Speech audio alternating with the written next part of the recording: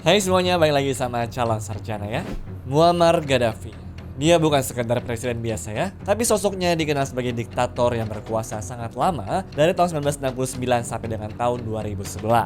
Namun sayangnya teman-teman, di akhir hidupnya itu, dia harus menelan pil pahit karena Gaddafi ditemukan dalam keadaan terluka parah saat bersembunyi di sebuah pipa saluran drainase. Apa yang sebenarnya terjadi tuh? Kenapa yang dari awal jadi pemimpin yang dipuja-puja teman-teman, tapi harus berakhir dimusuhin sama satu negaranya? Penasarankah dengan kisahnya? Hai, gua Andri dari Calon Sarjana. Yuk guys, kita bahas. Kekuasaan awal Muammar Gaddafi. Muammar Gaddafi lahir pada tanggal 7 Juni 1942. Dia lahir di Sirte, sebuah kota kecil di tengah gurun Libya. Karena berasal dari suku Bedouin, kehidupan awal Gaddafi itu bisa dibilang sangat sederhana ya, atau bahkan tergolong susah kali teman-teman. Soalnya, suku ini adalah suku pengembara yang hidupnya tuh di tenda-tenda. Bahkan di sana mungkin nggak punya listrik, nggak ada air mengalir, dan sekolah aja nih harus jalan sangat jauh dari rumahnya itu. Tapi sejak masih muda, Gaddafi ini berbeda teman-teman. Dia dikenal sebagai anak yang ambisius, rajin baca buku, dan juga punya cita-cita yang sangat besar. Inspirasi utamanya tahu nggak siapa? Gamal Abdel Nasser, seorang presiden Mesir yang terkenal anti barat. Dari situlah Gaddafi mulai keracunan ide-ide nasionalisme Arab dan benci banget sama yang namanya penjajahan atau pengaruh asing. Semakin dewasa, pemikirannya pun semakin tajam. Pas masuk akademi militer, dia nggak cuma belajar nembak tuh. Dirinya juga bikin tongkrongan rahasia bareng teman-temannya yang sepemikiran. Misi mereka cuma satu teman-teman, yaitu gulingin Raja Idris, yaitu pemimpin Libya pada saat itu, yang mereka anggap tuh guys, ya sangat korup dan juga jadi anteknya negara-negara barat.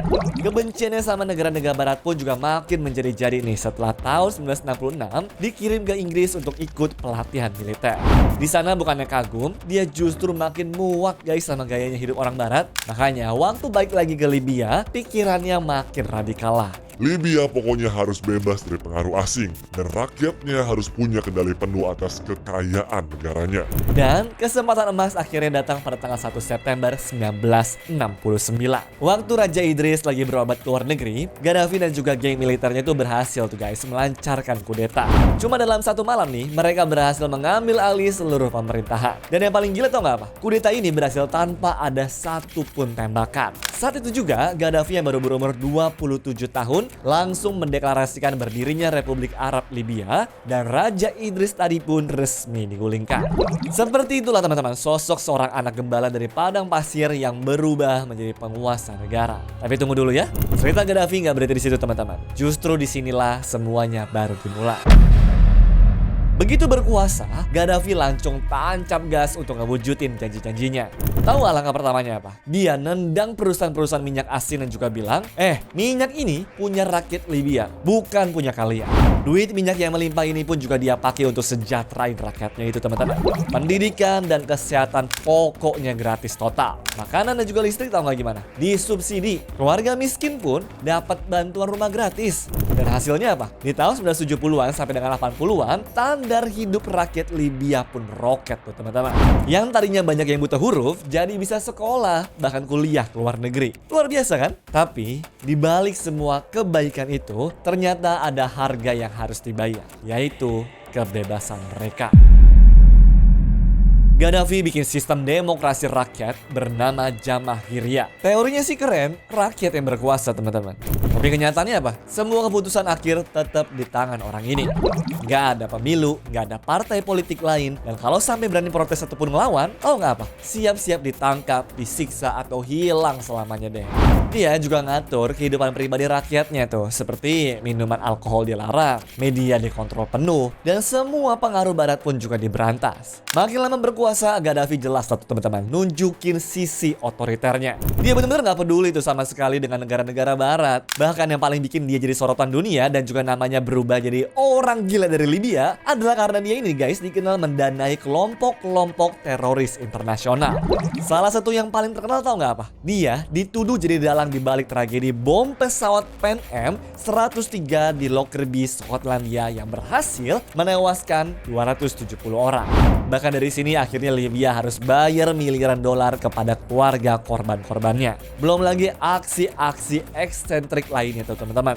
Lagian bayangin deh, setiap kali nih orang nih kunjungan ke luar negeri, Gaddafi ini sering banget bawa tenda raksasa ala suku Baduy. Dan bukan cuma itu ya, dia minta buat dipasang di halaman istana presiden negara itu coba. Super ribet dan juga bikin pusing tuan rumahnya kan? Jadi, Gaddafi ini ibarat dua sisi mata uang teman-teman. Di satu sisi, dia ini adalah pahlawan yang berhasil mengangkat negaranya dari kemiskinan. Tapi di lain sisi, dia adalah diktator kejam yang ngebungkam kebebasan, menyiksa rakyatnya sendiri dan juga jadi musuh dunia.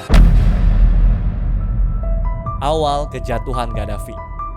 Di awal kekuasaannya, Gaddafi memang dikeluh-elukan tuh teman-teman. Tapi setelah lebih dari 40 tahun berkuasa dengan tangan besi, rakyat Libya pun mulailah pada muak tuh. Dan puncaknya terjadi pada tahun 2011.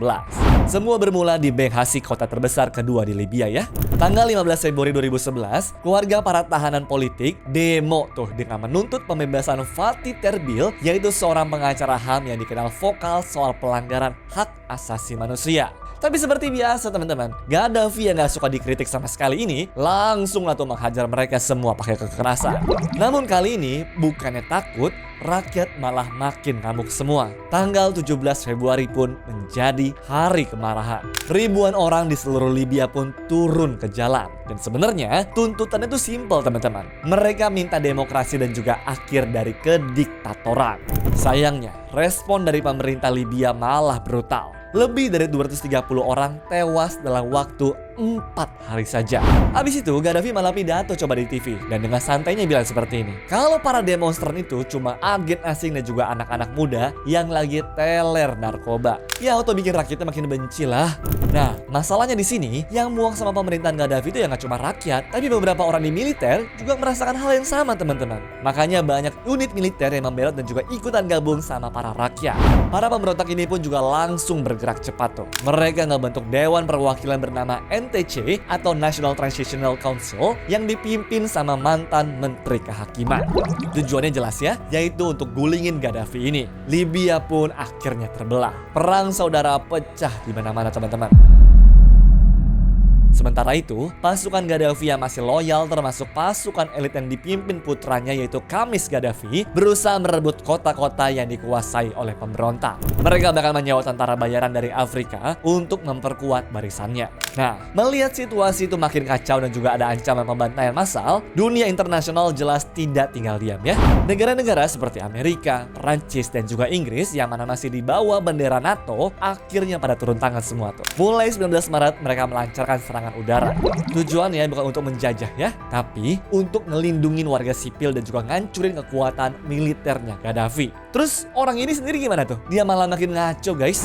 Dia nuduh NATO ini mau ngejajah Libya coba dan ngecap para pemberontak itu sebagai tikus-tikus pengkhianat. Perang pun berlangsung berbulan-bulan teman-teman. Tapi jelas ya, dengan bantuan serangan udara NATO, posisi Gaddafi semakin terjepit setiap harinya.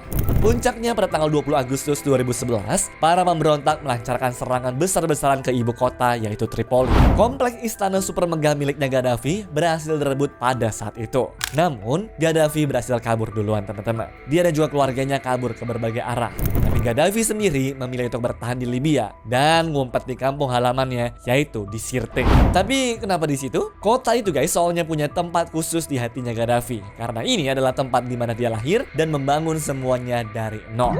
Lagian di kota ini juga banyak loyalisnya Gaddafi yang membuat itu merasa aman ya. Ibaratnya Sirte ini menjadi benteng terakhirnya Gaddafi. Penangkapan Gaddafi. Oke, jadi Gaddafi sudah kabur dan juga ngumpet di kampung halamannya itu di Sirte ya. Dia pikir di sana tuh dia aman teman-teman, tapi salah besar. Justru disinilah pertarungan finalnya dimulai. September 2011, Sirte berubah menjadi medan perang. Ribuan pasukan pemberontak ngepung kota dari segala arah. Posisi Gaddafi sudah kayak di film-film tuh, terjepit, terkepung dan tidak ada jalan keluar. Dia harus pindah-pindah tempat persembunyian lah pokoknya, dari rumah kosong sampai bunker bawah tanah. Semua komunikasi juga terputus teman-teman karena kelompok ini tidak berani untuk pakai handphone ataupun radio supaya nggak bisa dilacak sama para NATO. Bahkan kondisi semakin hari semakin buruk teman-teman karena mereka ngalamin kelangkaan air, makanan dan juga obat-obatan. Kondisinya sendiri sudah kurus, lelah dan juga sakit. Namun dia tetap menolak untuk menyerah. Gue nggak akan ninggalin Libya kecuali dalam keadaan mati. Akhirnya pada tanggal 19 Oktober 2011, Gaddafi membuat keputusan besar untuk melarikan diri diri dari Sirte. Dia menyiapkan konvoi lebih dari 50 kendaraan yang isinya keluarga, pengawal, dan tokoh senior rezimnya juga. Rencananya, mereka bakal pergi pada malam hari dan kabur ke selatan tanpa nyalain lampu sama sekali, sehingga tidak kelihatan dari udara ya. Cuma mereka lupa satu hal nih teman-teman. NATO selalu punya mata dimanapun Gaddafi berada. Makanya, di pagi harinya pada tanggal 20 Oktober, sebuah drone Predator miliknya Amerika yang melacak konvoi ini langsung lah tuh ngeluncurin rudal Hellfire ke kendaraan terdepan. Gak lama kemudian, jet tempur juga menghujani langit dengan bom ke belakang konvoi yang bikin puluhan loyalis Gaddafi meninggal di tempat. Gaddafi selamat dari serangan itu. Dia dan beberapa pengawalnya yang tersisa lari pontang-panting dan juga ngumpet di tempat yang paling tidak terduga, yaitu sebuah gorong-gorong besar. Dan beberapa jam kemudian pasukan darat mulai menyisir untuk mencari Gaddafi. Sampai akhirnya mereka menemukan ada jejak darah dan juga bekas kaki yang masuk ke dalam gorong-gorong.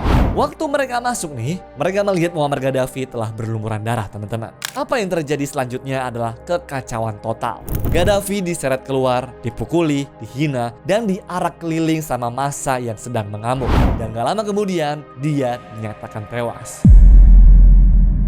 Semuanya pada bersorak-sorak deh pokoknya. Nah, menurut laporan medis, Gaddafi meninggal karena luka tembak di perut dan juga kepalanya.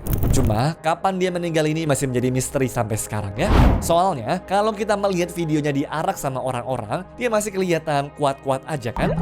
Dan setelah meninggal dunia, jenazahnya dibawa ke Misrata untuk disimpan di dalam lemari pendingin daging di sebuah pasar. Beberapa hari kemudian, setelah perang saudara resmi dinyatakan berakhir, jenazahnya Gaddafi dimakamkan secara rahasia di sebuah lokasi di tengah gurun yang sampai detik ini teman-teman tidak ada satupun orang yang tahu di mana.